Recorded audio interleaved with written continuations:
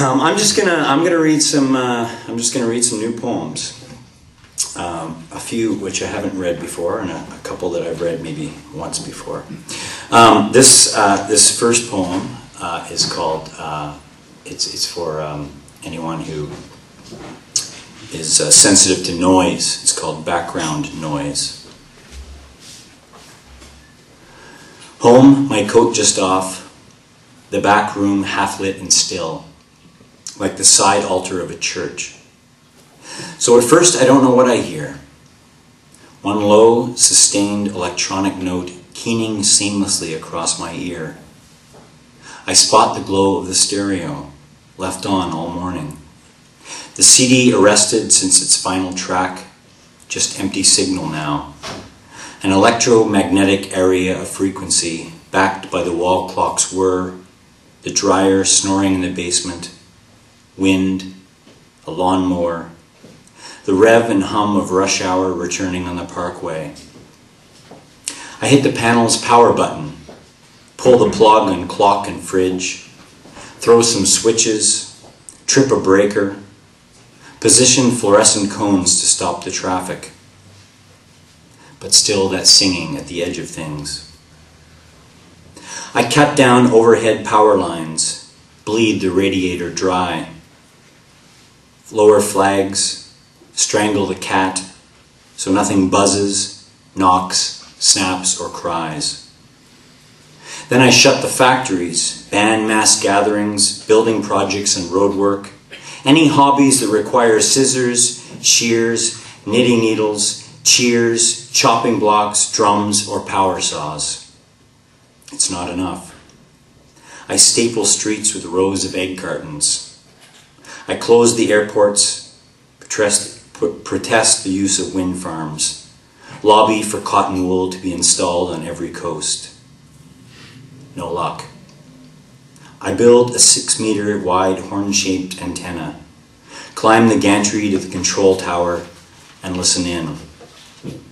I pick up eras of news reports, Motown, Vera Lynn, Hockey Night in Canada, so to attempt to eliminate all interference, pulsing heat or cooing pigeons, and there it is.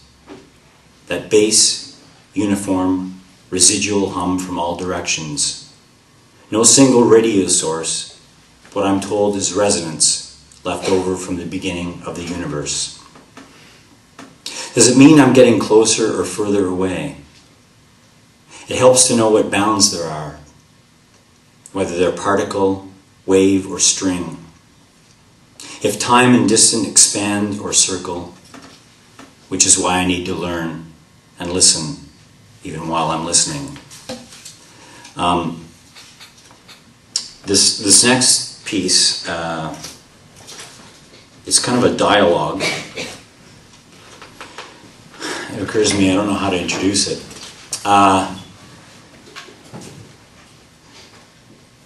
I was doing some reading and it struck me that there were certain similarities between Socrates and Sid Vicious.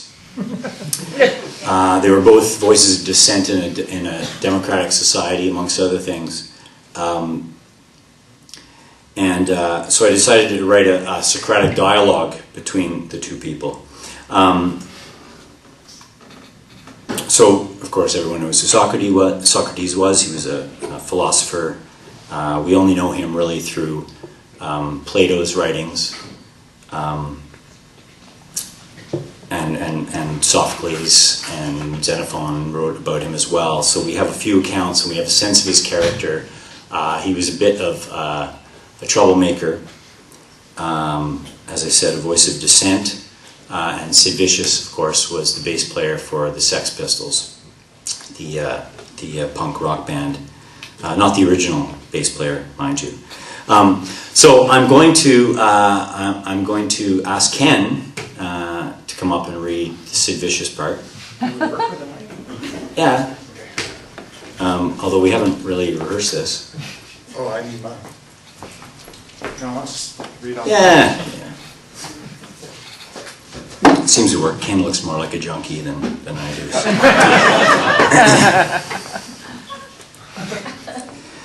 What do we need to know? Nothing.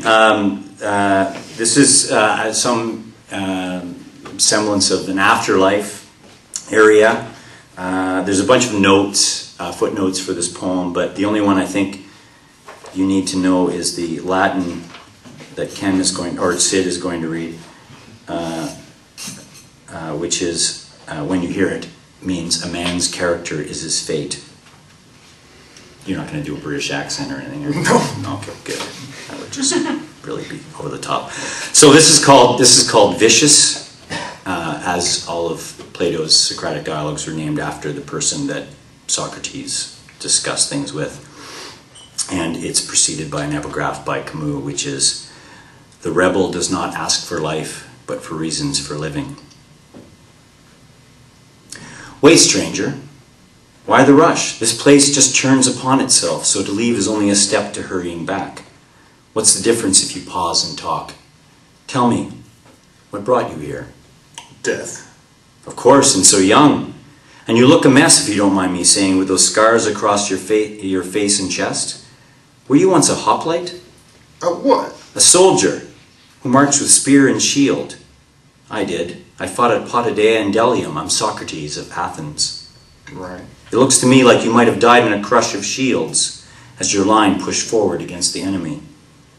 Look, I don't know what you're playing at, but I'm no fucking soldier. No? Then it was an accident, a sudden fall from craggy heights? Or did you disturb some starving animal in its sleep? No. Then who gave you those injuries? Me. You? Mostly. I cut the skin across my chest with broken glass. And scabs that ravaged the back of your hands? Were they not left by spear tips? That? It was a laugh with a cigarette. Some game we'd play in the Hampstead bedsit. What was the purpose of doing this? It was funny. Funny? And I suppose to give someone second thoughts about trying to thump me. Show them that I'm not afraid. That anything they try isn't half of what I've already had. But who are they, you say, who seek to harm you, if not in battle nor desperate for money? Rockers, coppers, even punters in the audience. And what were their reasons for enmity against you? Them? They didn't like us. Us? Us, the punks, the dropouts and fuck-ups. The ones who wouldn't settle for what the majority stood for. Blind acceptance, apathy, moderation. Then how did you show your discontent? Push some buttons. We got kitted out in handcuffs, leather, safety pins and razor blades. Nicked stuff, punch-ups, 3-chord songs with ag lyrics, style as revolt, arrogance over ability, and violence if the music failed. Like Lydon said, it's worth going where you're least wanted, since there's so much more to achieve. Were you an actor or a rhapsode? A what? A person skilled in reciting verse, who takes the stage at festivals with words stitched so dramatically together that the rhythm of your music loads the crowd with feeling. Whatever, I suppose, yeah. Years ago, I met another rhapsode who came from Ephesus. I convinced him that the passion of his art passes through him from gods into the audience.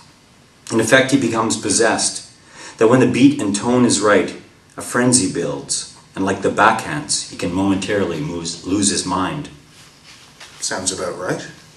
When you look down upon the spectators from the platform and see them crying, awestruck and amazed at the power of your tale, is it proof you are a conduit between the gods and the audience? Are you taking the piss? Then what was the source of your enthusiasm? Speed, heroin. Are these some other newer gods? What is their purpose? Purpose, mate? They fuck you up. They protect you from reality and boredom. The punks and squatters took that shit to numb ourselves from all the nonsense you tosspots dreamed up to control our future. Your words are strange. But let me ask you this. Do you claim these gods of speed brought disorder into your minds while still protecting you? Yeah. It makes no sense. Surely an army who have broken ranks and scatter in disarray are better targets for the enemy. Dunno. Well, tell me, what is the meaning of virtue? Fuck off. I ask because I was once like you, the stubborn figure who stood against society's rules and was consequently put on trial with charges of raising new gods and corrupting youth. You? Yes. You see, we're much the same. Don't let my white beard and straining eyes lead you to false conclusions. I too pulled faces at the world and shouted down the ruling powers for being slaves to the status quo until a jury found me guilty in crimes against the state and sentenced me to death. Nice. Were you condemned as well? I got fixed for good before they had the chance. I don't understand. I died. What was the vehicle of your death? Drugs. It was the drugs, mate. Me too. This is equally my fate. Oh, yeah? What did you in? Ludes? Coke? Heroin? Hemlock. Right. Can you get that on the street? It's brought by ship from Crete or Asia Minor. Must be good. The effect is satisfactory. Your legs feel heavy, then retreat from feeling anything, as if a cold blade went tickling up your thighs to snip and trim off portions of your body with 1,000 nipping cuts. It leaves a chill, a frost that grinds towards your heart, pinching off your breath. It was the punishment they prescribed, and all because I asked too many questions and refused to compromise. Ever since, I've been cited as an example on how to live the good life. You see the paradox. They took away my rights, and by doing so, confirmed my right to keep them. So what is freedom? Listen, geezer, stop right there. If all this tripe you're laying out is meant to serve me up as just another target for your logic to outsmart, I've got a few words that you might need to chew on first. Since I'd hardly had time to write some weepy memoir, all that's left of who I was are some incoherent press interviews, pistols footage, and video of me in briefs, scarred and junk thin, dancing to an Eddie Cochran song in the sheen of a scuzzy mirror. When I came on the scene, I was just naive, then turned volatile, so they shoved me in the spotlight, stitched me up with all the drugs and hype, then threw me to the wind. I couldn't get my head right, and never surfaced from the deficit. But since you're so intent on painting you and me as being two peas from the same flock, I know you took the skeptic's route, happy to pontificate and scuppering every citizen's claim to knowledge without offering any of your own. The question isn't virtue or freedom, but how one exercises power. Any theory is dependent on its application, right? You can't know if a wheel rolls until you nudge it down a slope. So where was all that search for virtue's definition when the pro-Spartan 30 lodged their regime into your democracy's agora and started offing the opposition? Suddenly you were keeping mighty quiet. Remember Heraclitus? Ethos anthropod daemon? Well, you got yours, didn't you? Poster boy for big talk, getting a right dose in the end. Are you suggesting I deserve the way I died? No, mate. I'm just saying you must have seen it coming, like I should have. Coppers everywhere in the dailies predicting the end of the world. Backing slogans like no future, I had to go the distance, didn't I?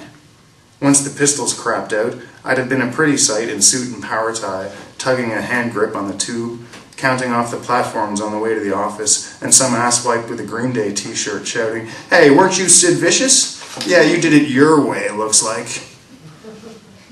Now I'm left to wonder what I'd think if I'd had time to think it over. You speak as if the person you refer to was someone else, a completely other soul left behind if he'd lived into the future. How can this be?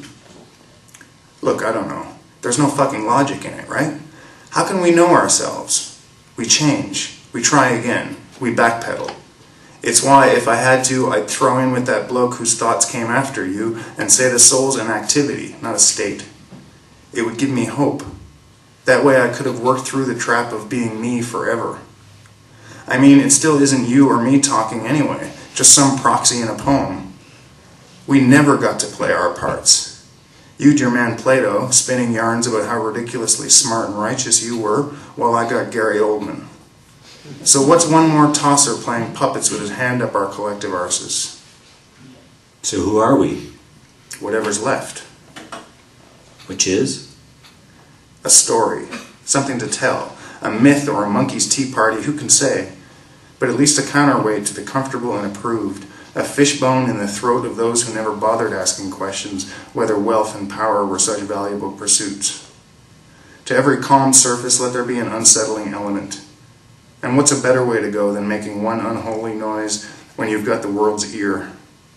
Yeah, you might have been been an annoying prat, but I back you every time, who called their controlling dogma into doubt, even while you lay there turning blue across a mattress.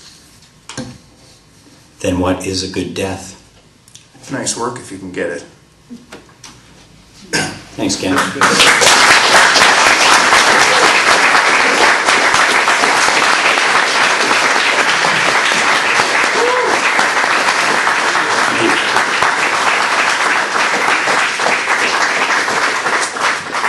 Needs a little work in the middle, I think. Okay, so this is another poem, I guess, about dissent. And it's just called In Kosovo. Berna, whose friends call her base face, looks more like a wood nymph with a grudge. Her head, half-shaved and delicate, stares and unsettles you while a fat beat drubs through her ad hoc PA. She owns this club, one of the few with proper sound in war-scarred Pristina. As the latest power cut ends, ravers drift back to the dance floor while a bass drum rumble is laid down over Springsteen's Dancing in the Dark. An old joke, but an okay one. He's not the boss here, though good to sample and charge up the crowd with tune recognition. No pop snobs. They'll shout and pump hands at the first moaning notes as the DJ digs in to beat mix a long set of minimal techno, dubstep, and house. But he doesn't scratch. This is way post-Detroit. It's fucking Kosovo in 2008. Even the potholes have potholes. Airstrikes from NATO sent Slobodan packing, but left each street with a trail of bomb damage, blackouts, and overtaxed hospitals. Call that history. I'm sure the kids would love to give a shit, but just now they're too busy dancing. Every beat a real rush, every move a one-fingered salute to the past. The trance scenes across town, but all the DJs mix with a shared set of decks. There's Legov, Toton, Goya, and Likatek, and Berna, whose friends call her base face. A few more, and then I'll finish. This is also, I read this at the Inwards reading a while back. This was inspired by an article about Ozel Hita Torres, who was one of the boys chosen by the Dalai Lama as a reincarnation of the spiritual leader. But a few years ago he denounced the Buddhist order in his 20s, citing, and I quote, "the misery of a youth deprived of television, football, and girls." As he explained that he was taken away from his family to live a monastic, secluded life, and he'd only been allowed to socialize with other reincarnated souls, and by 18 had never seen couples kiss. And the epigraph to this poem is his reaction to his first disco experience, which is, and I quote, "I was amazed to watch everyone dance. What were all those people doing? Bouncing, stuck to one another, enclosed in a box of smoke." This is called dance. An older, more informed friend of mine said, "It's easy. Just step to one side and sway, then turn to the other, like that. Lift your arms, for fuck's sake. Don't count. Snapping your fingers is okay. Come on, break it up a little. Not once and once and once and once to each side, you trout. Try a few moves between. Feel the beat, but don't think too much. It's like a trance." I was terrified at the junior high dance as the cool kids shuffled in orderly rows to Just What I Needed in Heart of Glass, under the eyes of our teacher chaperones. Gem shards spilled off the mirror ball. I escaped to the halls, toing and froing the next hour away, the clues dawning on me that being a teenager was like an obligatory field test on an alien planet for 7 years to experiment with alcohol. What were we doing? Sneaking Mickeys through gym doors and pant legs, risking a tab of acid, slipping out to cars. No instructions, No prescribed amounts of downs or yards were set to measure advance. We just fumbled on back seats, sweat on squeaky vinyl, trying to syringe pleasure into each other's skin, results not always startling or sacred, but like meditation, a worthwhile erasure of the self. I tried sitting in position once, but kept thinking, I could use a drink. Shortcut for the pain we learn or the games we play of other ways to get out of our heads. But I hope you got away. Maybe Barcelona, in torn jeans and a t-shirt, trading pulls on a toque while debating Cassavetes and Kurosawa with some girl or boy who'll break your heart. The hurt with a bit of The hurt with a bit of street cred now. Okay, two more. This the crime that's at the center of this poem, which is a narrative poem, is all true, and everything else I made up. And it's in the voice of a woman vacationing in Thailand. It's called Moor, Reclining Figure. Another art-based poem. I think I've seen his type and heard that line before. Buy me a drink and I'll tell you a story. Okay. I signal across the bamboo counter to Singa. While we wait, he goes on a bit. The cheap food, the heat, the occasional downpour, the beach in Pattaya, though he's not much of a swimmer. I look him over. Notice the tousled, bleached hair, cut-off jeans, a shark tooth on a leather loop hanging from his neck outside a Giant's tee, but mostly that scorched, drained look from too much sun and beer. And the way he sizes up my cleavage each time I reach for this wasabi peas. How long you been here, I have to ask. A few years. His eyes shift around as if thinking about every single hour. I thumb the water beads from the bottle's brow above the dragon passant. You ever heard of Henry Moore, he says? Dead artist, English. Made all these whopping sculptures from marble, wood and bronze. He just found a book, second-hand, for 80 baht in a shop on Walking Street and been reading all about him. Then says sorry, he isn't being very clear, scanning the patio umbrellas, and proceeds to tell me the story of how he got here. The phone call from his mate one night in Southend about some work that might be worth a few bob. They rolled up this estate past midnight in a stolen Mercedes flatbed, some kind of museum, with barns and a dark farmyard, and right there in the field was this massive sculpture made of bronze something or other. They had to load with a fucking crane onto the lorry bed, hiding it with a tarp, then sped away, not exactly clean. Their grainy labours saved for Interpol and Scotland Yard on CCTV. There were 3 of them, he says. Got 800 quid each, tax-free. He grins and primps for the mirror of his memory, then tips the last swallow of backwash from the bottle, cocks a brow at me to signal more significance.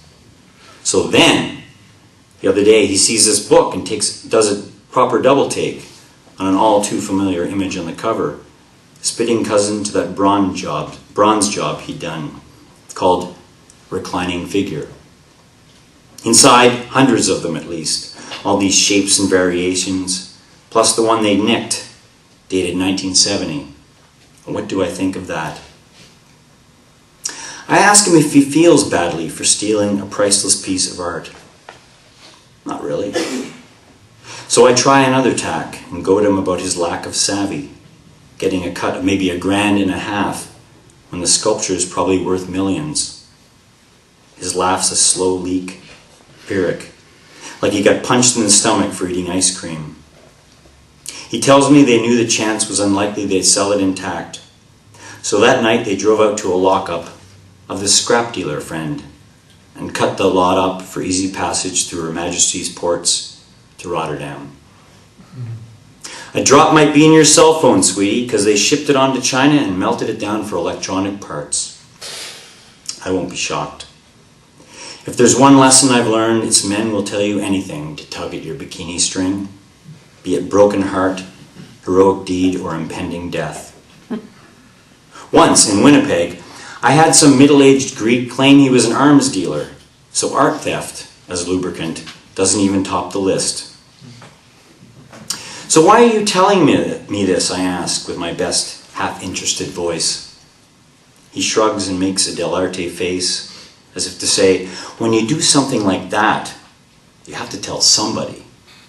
The thing is, he'd never seen the world, so blew his take on a budget flight to Thailand, spent 2 lost weeks on Khao San Road before raising stakes to Pattaya. But the art money's gone. Ever since, he's been freelance, hustling tourists to hotels for commission, delivering the odd package, or vetting quiet tips on Thai boxing fixes. All Mickey Mouse, but it keeps him in noodles, until he gets just one offer he's not going to refuse. For now, he's been reading through that book he'd found, trying to hammer out what the big fuss was all about. And by the way, did I know? Having crammed for 2 art history exams, I take a stab, struggling to articulate the tension in shape and space, the material used, the 1,000 views a sculpture makes, an artist's time and place, and a turn against tradition. Then dredge up that canard on Michelangelo, who said that finding the sculpture inside the stone was only taking away all the stone that isn't the real sculpture. He's smiling, trying to charm again. Well, maybe, he says, we just kept going with the blowtorch because it wasn't there at all. Good one, I'll admit. But he can see it's his last free beer. And no, there'll be no visit to my hotel. I'll watch him stitch a disappearing set of footprints across the sand, thinking that's the last of him. Still, it might be years before I forget that hunted look I got when he asked me to explain just what it was he's missing. As if anyone could. I think I'll just finish there. Thank you. And are we taking a break, or? You ready to go again? Why don't we do it? Why don't we press it? Okay.